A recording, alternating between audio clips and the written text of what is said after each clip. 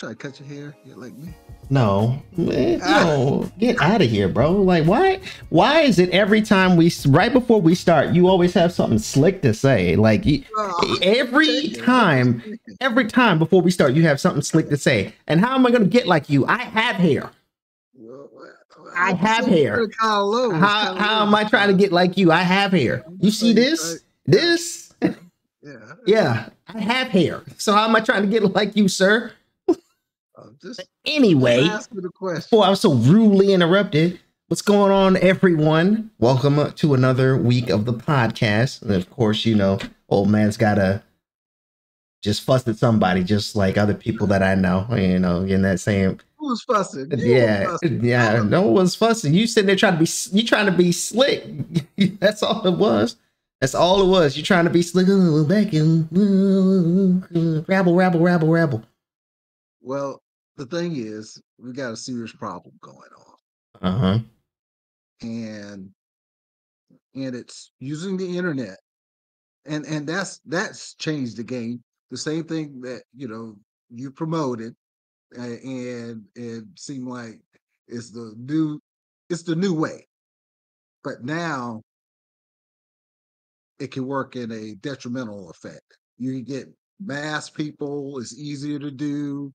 You don't have the guys on the street corner, hustling or, things like that. Now it's you just use your phone, get on the computer and ask for what you want and they'll get it to you. So it's a totally different game. And a lot of people are dying from fentanyl, synthetic opiates out there in the market now. And and it's the young people. Mm-hmm. One and done. That's how serious it is. I don't know if it's more so one and done. I guess it depends on what you're looking at. From what I've seen, it's usually like 3 or more for teens and people that are older. Now, if it's kids, like little babies, yeah, one and done. I've seen some stories about babies dying off of one. However, it also depends on body composition as well. Like if you have weak immune system, all that other stuff. There's a lot of things that go into it. So you can say one and done, but it's based on the amount of fentanyl or that synthetic opiate that you get into your system. It doesn't matter who you are, what age, what size. Right, but what you're saying is one and done. But I'm saying if they're taking it's a pill, correct? If I'm not mistaken, it's a pill that you take. They have it in pill form, but they can put it in marijuana. They can put it in cocaine. They can put it in all different types of drugs. Right, but what usually it's not going to be a one and done situation. You have to overdose, meaning take more than you typically have to overdose in order for it to actually kill you. So that means you're taking more than one, I guess, serving or whatever word you want to use for it, or to have that effect on you. But like I said, if people have different, like, body what immune system, yeah, it could be a one and done kind of thing. But typically, if it's an overdose, you're taking more than the suggested amount or whatever the case may be.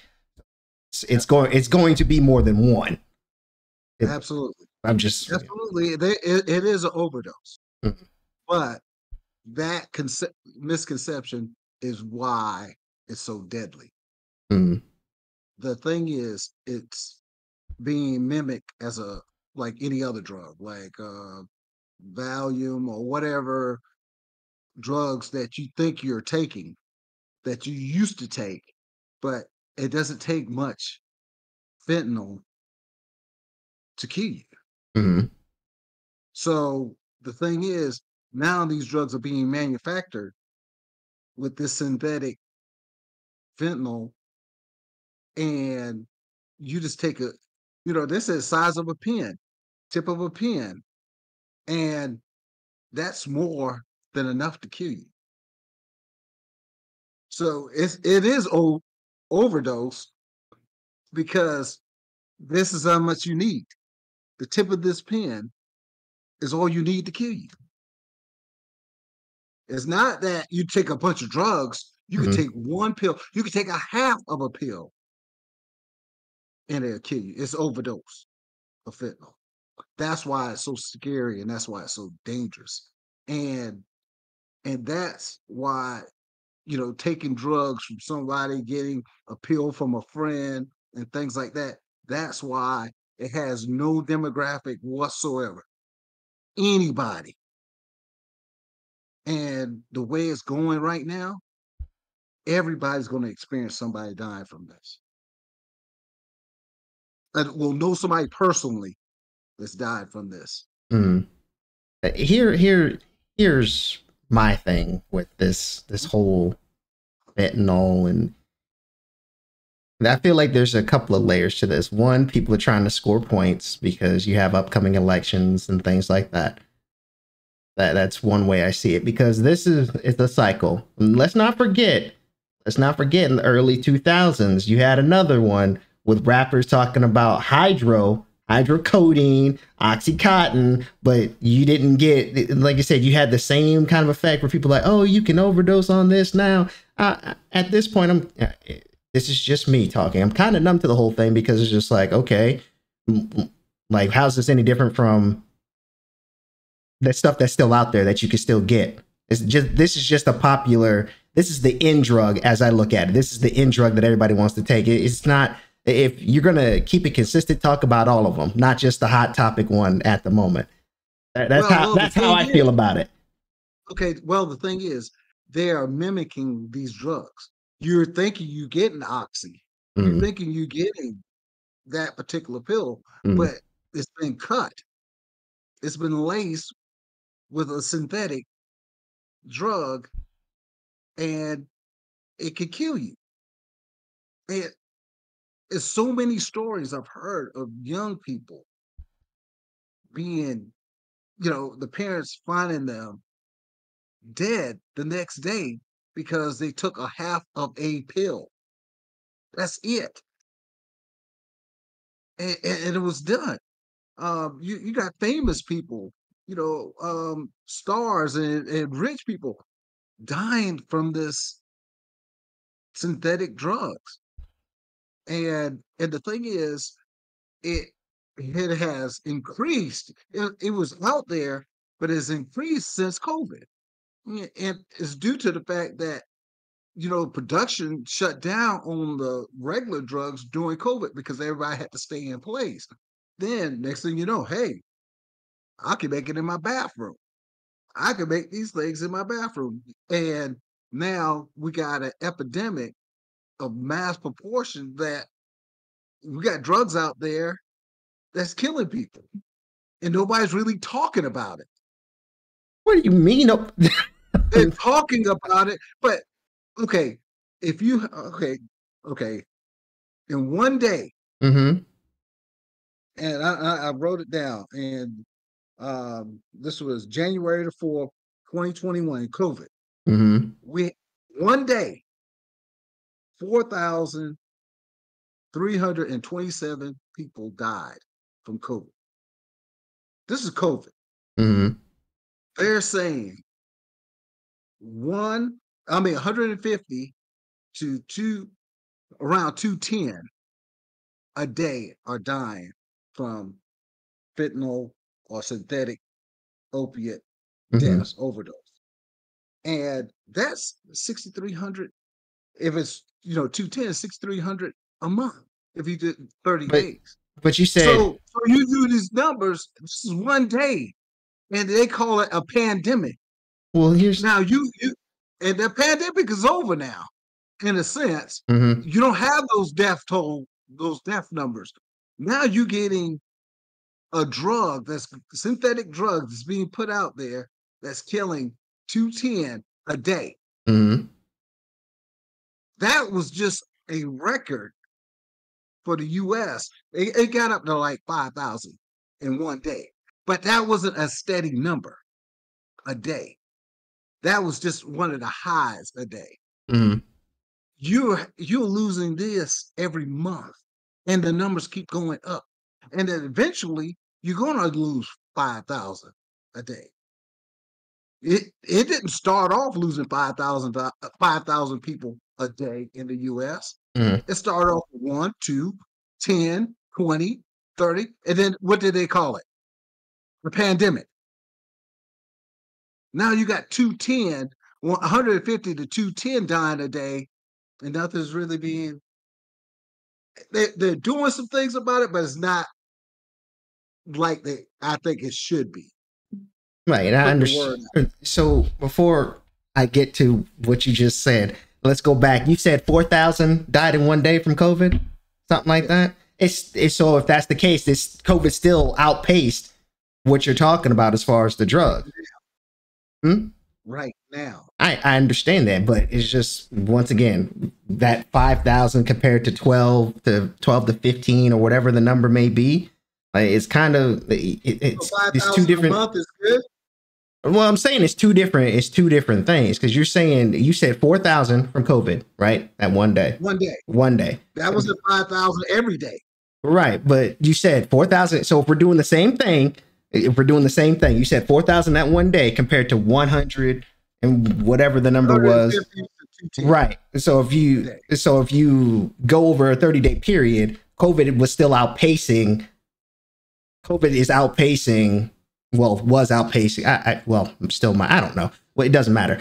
No, According to the numbers, well, the numbers that you presented, COVID would be outpacing the drug, right? And I get that. So it was like at the time, COVID was still a bigger issue compared to the drug. So people are not going to pay attention to that. Their talking point was no, going to no. be, At the time, we didn't have that problem.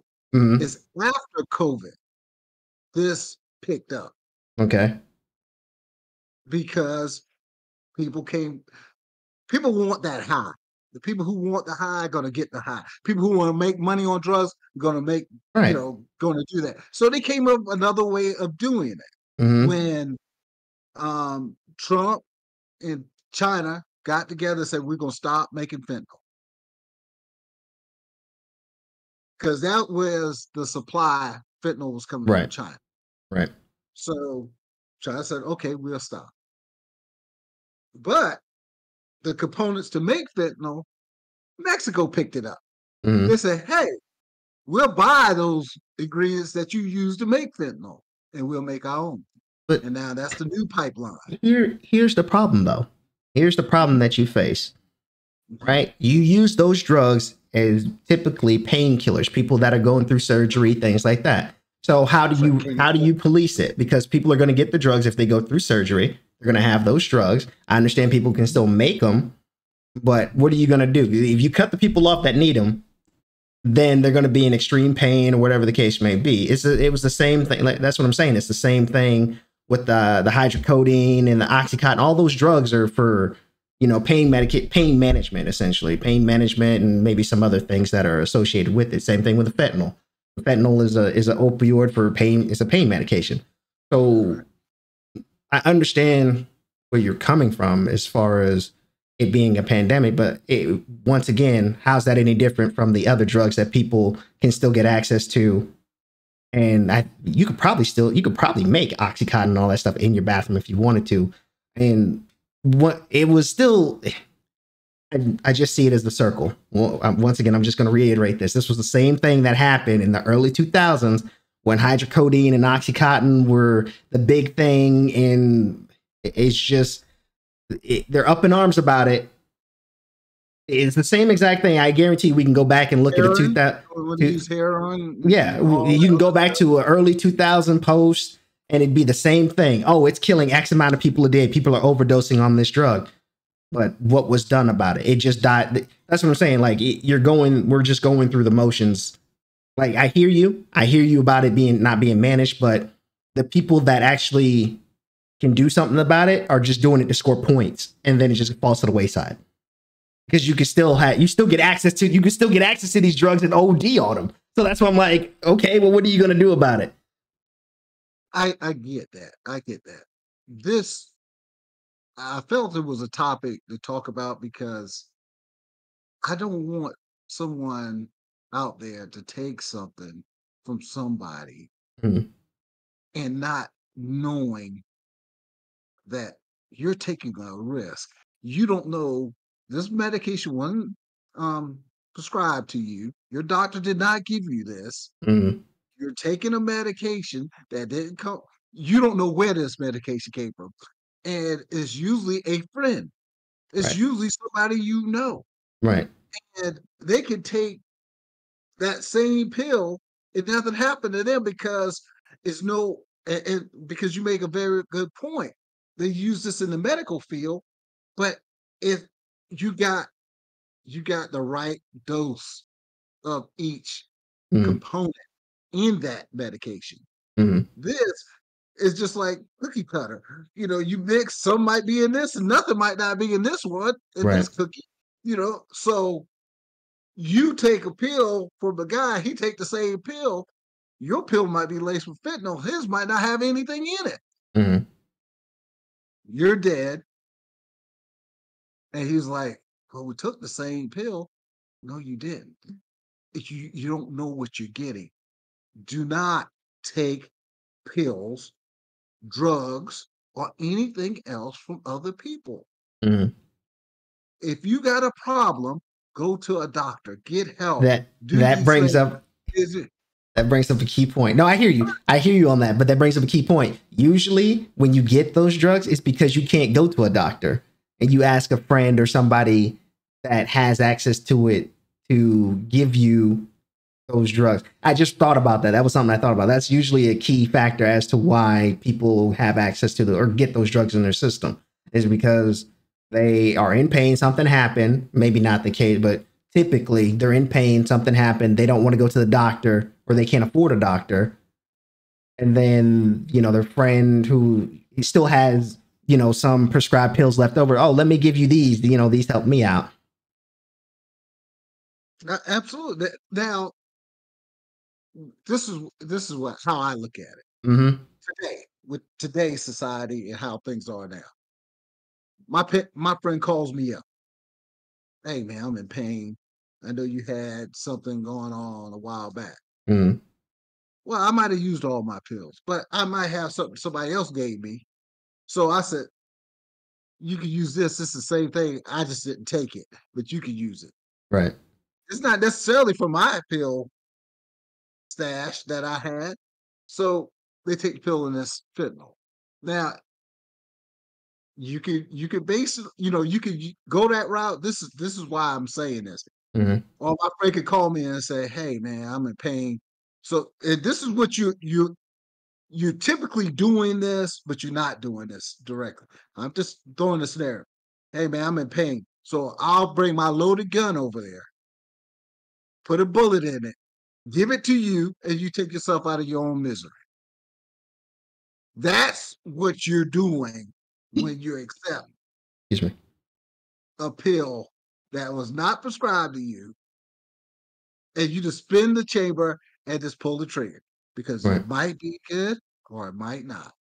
Right. And typically there's a lot of scenarios that go into that, but typically the ones that a friend may give you are expired. And so that's just a whole nother thing in itself. That's So on right. top of you taking that. So that's why I was just like when you brought it up and I was just like, okay, this is basically 20 years ago. We're going through the same thing we did 20 years ago. So what's going to be, how are you going to stop it? Because It's this is, different 20 years ago. hmm? It's different. We got internet Well, and yeah, social. you had internet 20 years ago. It's just that there's more outlets now in the internet. I understand that. However, it's still the same thing. You're still taking an opioid that is supposed to be used for, pain management and things like that. But you're still taking it, and you're like I said, I just see it as a big circle because 20 years from now, maybe not even 20 years from now, we'll probably have something else, another opioid that comes out. Once again, pain management. Everybody's up in arms. Like I hear you, but when I looked it up, it was mostly people in the big house that were talking about it. And I was like, okay, so you're trying to score points because that's what a lot of people. That's what people look. They have that criteria. They have to go. Did you take advantage of it? They have the criteria they have to go over, and I'm just like, okay, so this is we're just circling the wagons, but what's going to be done about it? So that's how Well, I look the at it. thing is awareness and don't if you don't have an addiction or if you don't have a need for this pill, don't do it. Right. That's as simple as that. Don't do it. And you know these recreational, smoking weed, they're putting it in weed now Right. because they want you to be They the want you main to they focus want you to get to be hooked to addicted, keep coming back. Yeah, keep coming back to keep them. coming back. Right. So the thing is, you get caught in this. But it's harder to get. It's easy to get caught in it than to Then get out. yep. So don't do it. Don't start. Right. Do not. And the thing is, a lot of times, a lot of these addictions, a lot of people who died, a lot of people who died of fentanyl, they had an injury. They had something that happened, like you said, Right. and they got on these painkillers, and then they healed, but they still want the pills. Right. They got addicted to the pills. They Right. like the Right. now. The doctor's not going to prescribe it to you because you don't need it. Right. Where to go? And that's typically the cycle. Like you get hurt, you get on the pills, you take them because they help you with the pain. You get hooked on them. It's like, okay, I don't feel the pain anymore. Let me keep taking them. So it's that psychological aspect to it too. But the same thing when you're talking about the weed, same thing. Weed was being laced with cocaine and heroin and all other kinds of stuff back in the day. Like that, I don't know, man. I just see it as once again, we're just circling the wagons here as far as this next big thing that's out. But the next biggest thing is they're modifying fentanyl. mhm. And if they shut fentanyl down, they're gonna try to come up with something else. I mean, It's they always can, gonna be something. right, because you have access So to it. You're always going to have access to it because people are always going to get hurt. Like until you so build super people to where injuries don't matter, you're always going to have access to those opioids. I mean, even when you're not but injured, you're still going to have access to them. But and that's the thing. What I'm trying to put out there is don't risk.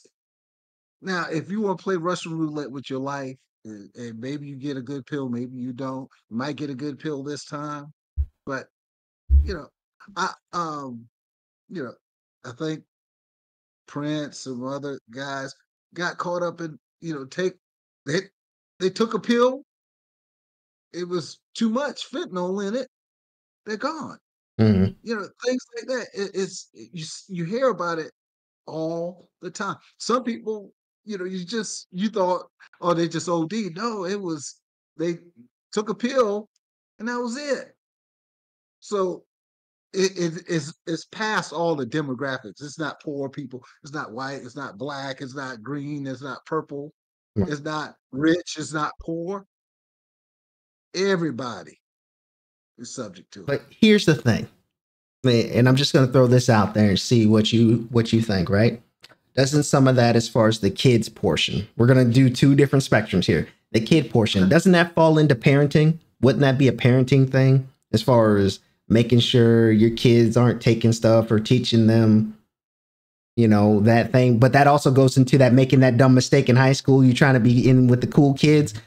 Like, Right. so that goes into that whole spectrum, right? So that's that parenting aspect that all that falls into about the kids overdosing it. Because I don't understand how a baby overdoses on a pill unless a parent gives it to him or the baby gets access to the pill bottle when it has the tight caps.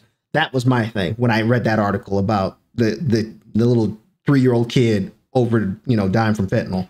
I was like, okay, so how does the kid get access to the bottle if it has a childproof cap on it unless you just left it lying around as a parent? So that's a parenting thing. That would be something that, And now the second part of this, I feel as though when you get money, depending on if you're grounded or not, things change. And since you have access to more things, you typically end up getting into more things you shouldn't be getting into, like buying the drugs and things like that. Because it seems to me that behind closed doors, there's a lot of pressure in that industry, or you have to do things to get certain roles or a certain right, level. right, That's right. that kind of stuff. So that stuff can change you when you see that money coming in. It's like, oh well, I now have this is money I may not have had when I was younger. I'm just gonna do it all. I'm gonna buy everything. I'm gonna buy everything and do it all. So I just wanted to present those two.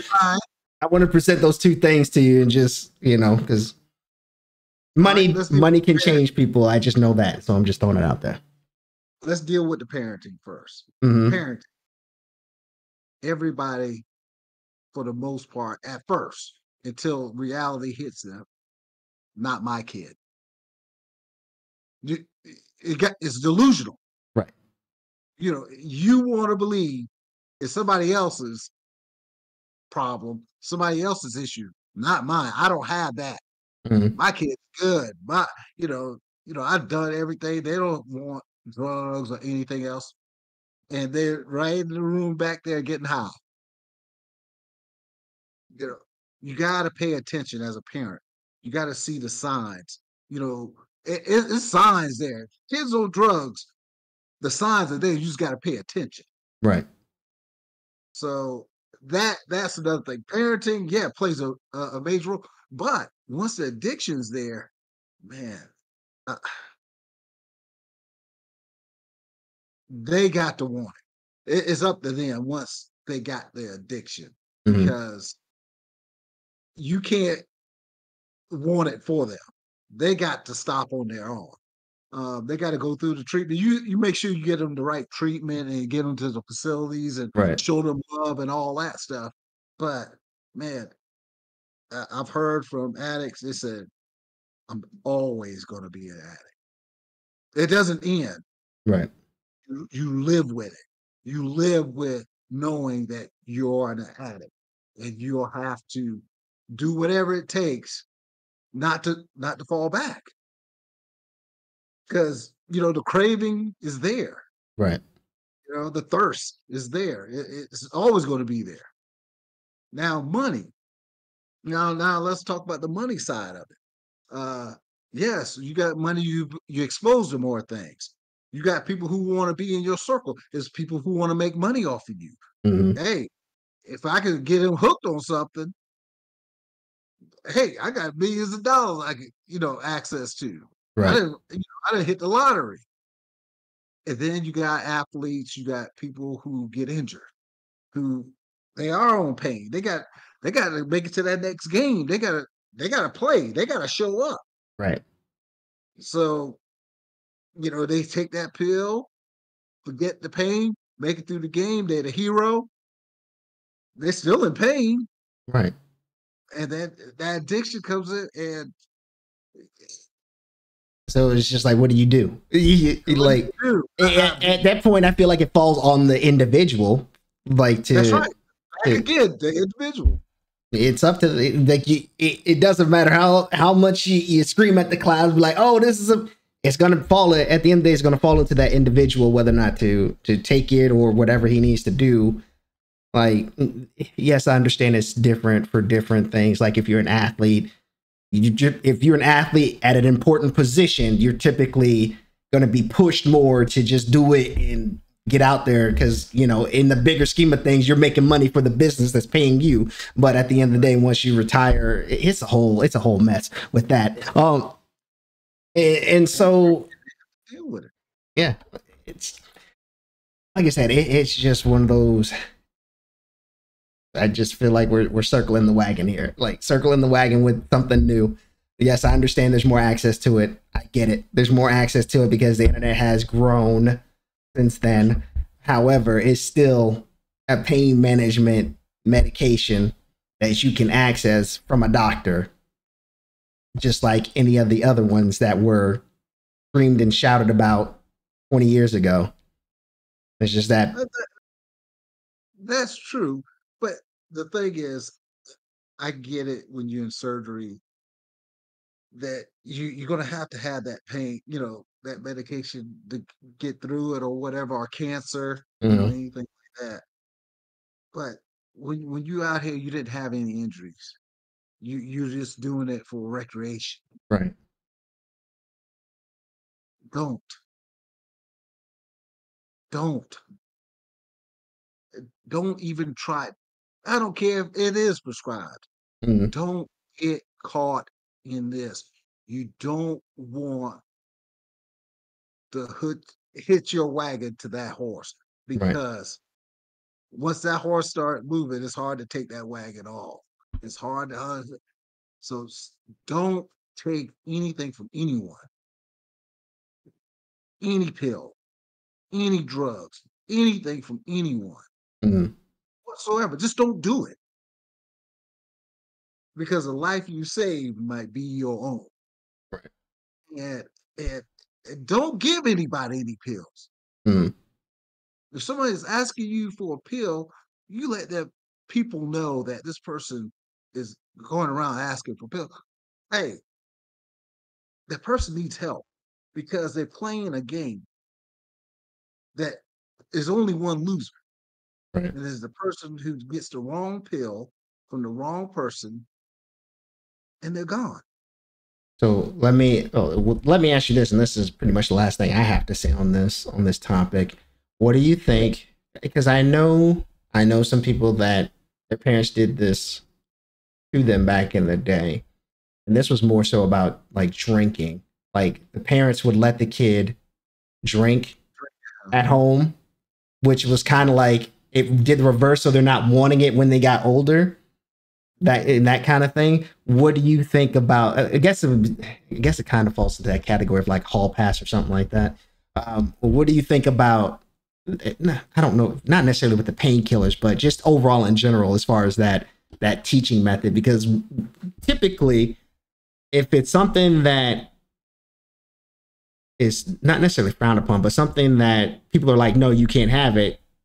People want it more compared to like if they have it, then they're like, okay, well, whatever. You know what I mean? Like that was just something I thought about. I was like, well, what about that kind of? Because you can't really do it with Drink, painkillers. You can't do it with painkillers, yeah, but you could do it yeah, with like certain other yeah. things. That's right. Drinking is different. That, like you know that, and painkillers is a totally different ball game.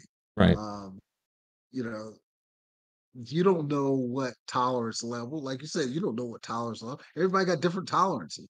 You might give the kid a legitimate pill. You don't know the reaction to Right. that or that drug Right. would be. So now you attempted murder, child abuse, things like that. Now you don't put yourself in a position so you can acclimate him to the world, Mm, or so that he won't do it out there in the street. No, no, I don't. Some people use that method when they came to drinking. Oh, go ahead, have a drink. right. Drink here, but you can't drink out there in the street. Right. I, it might have worked. I don't know. I'm curious to circle back to that type of philosophy Right. and see how it panned out. But today, you can't do that with drugs. Right. And that's what I was. I mean,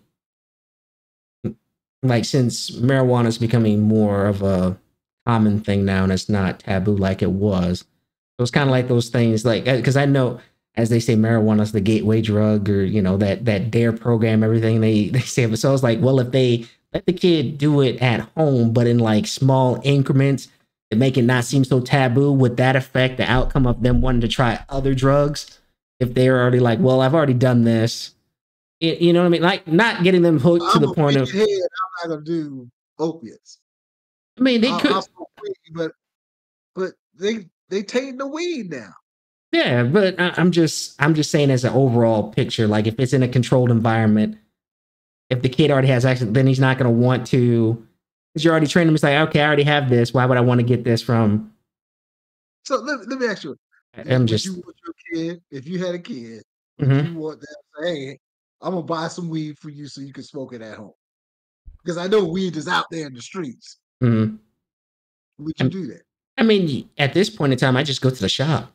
Like they have shops you can go get it. It's not like you have to go to talk to somebody. Like they have shops now, so you can just go to a shop and do it. I'm just saying, like going that avenue, so that way you're reducing the want for those taboo kind of things. I guess I'm thinking about it in a big picture sense. Like it, Right. And I get it. I get it. You like sheltering.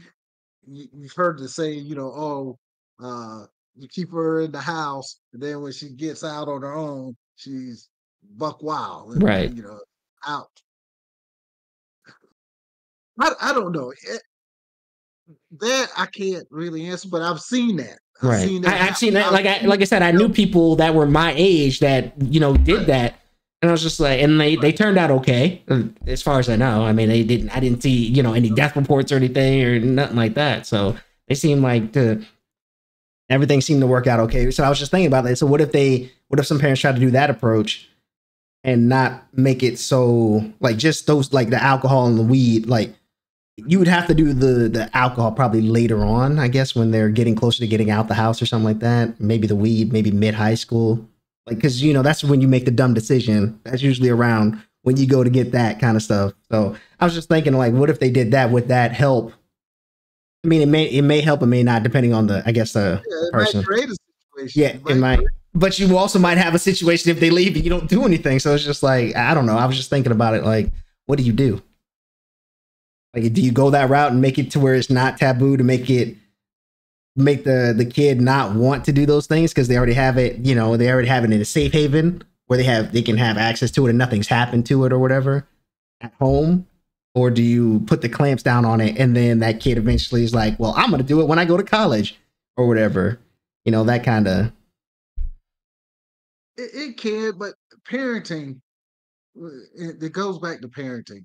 You got to raise men to make a decision. You got Mm, to raise your children to make a decision and be man or woman enough to accept the consequences thereof. right. So if you make a decision, if I kept you away from it, and I'm saying I'm not going to advocate. I'm not going to let you drink. I'm not going to let you smoke in my house. If if I said it's not going to happen here, Mm, but you can go out with your friends, but you better not come in here with alcohol or smelling like weed or anything. I got the right to do that. right. My house, that's how I'm gonna run it. But I'm gonna let you know you get caught out here and you don't do what I'm trying to show you. Mm, You go to jail. You gonna sit there. right. If you get in any situation, you're gonna deal with it.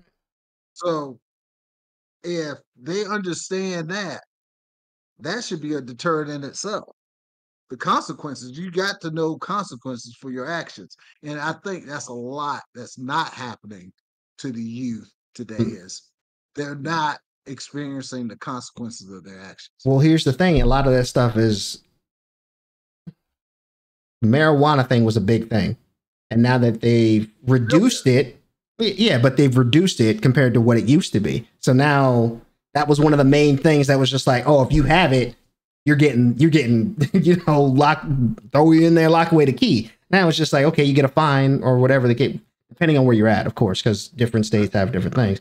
It's not one of those taboo things, so you have it offhand. Whereas like my generation going through high school, college, just you get caught with it, you're pretty much done. Like you're getting kicked out of school, you're getting this, that, and the third.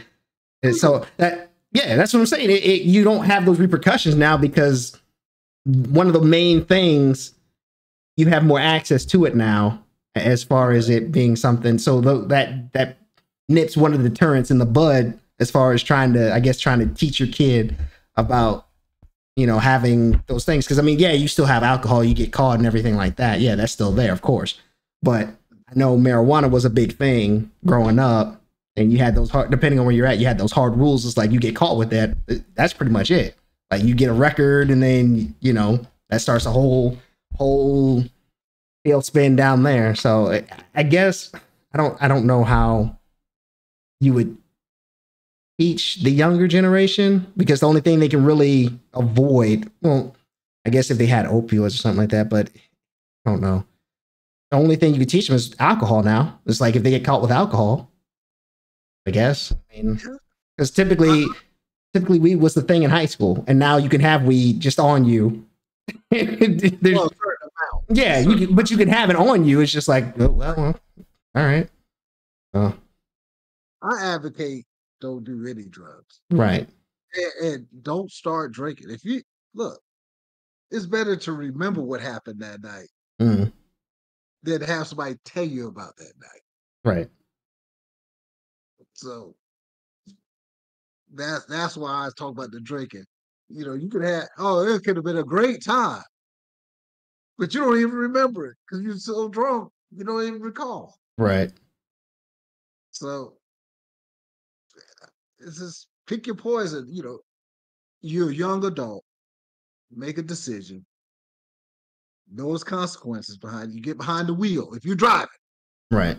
so all bets off. You shouldn't be drinking at all. You shouldn't be doing any kind of drugs Hmm. whatsoever.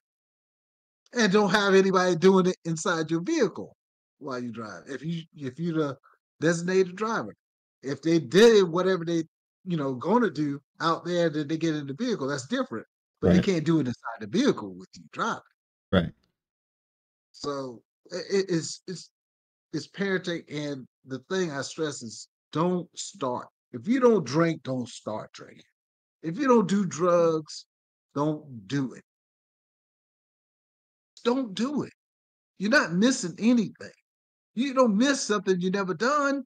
Well, that pressure is a totally different beast once you get to college.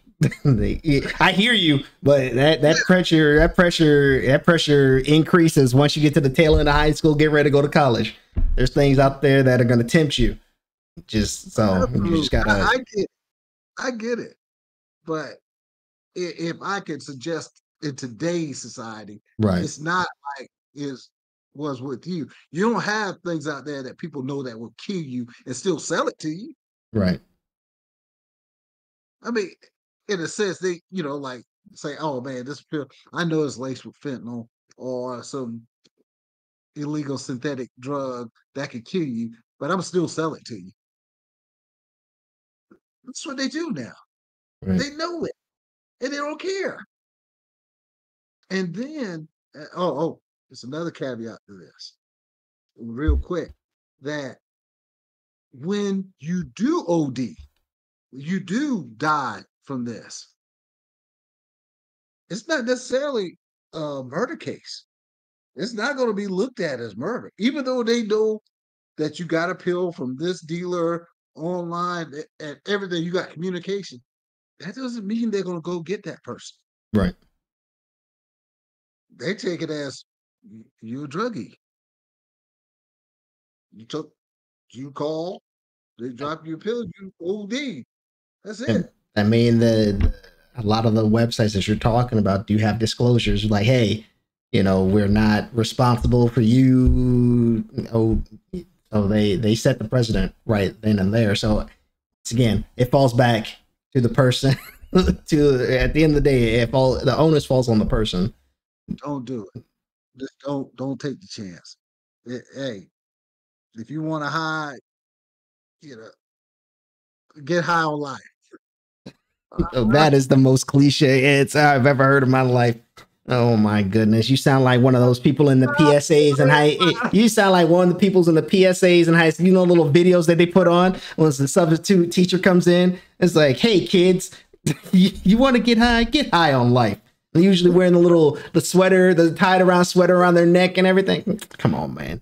Whatever you can do. I know, we're not making light of this. This is very serious. Just don't put yourself, because you hurt people. It's people that you leave behind. That it affects everyone in your family, all your loved ones, all that stuff. And even if you get in trouble behind it, even when you're in the hospital, because you might have, made it through, they got Narcan that, people who OD can, if it's administered in time, they can overcome that.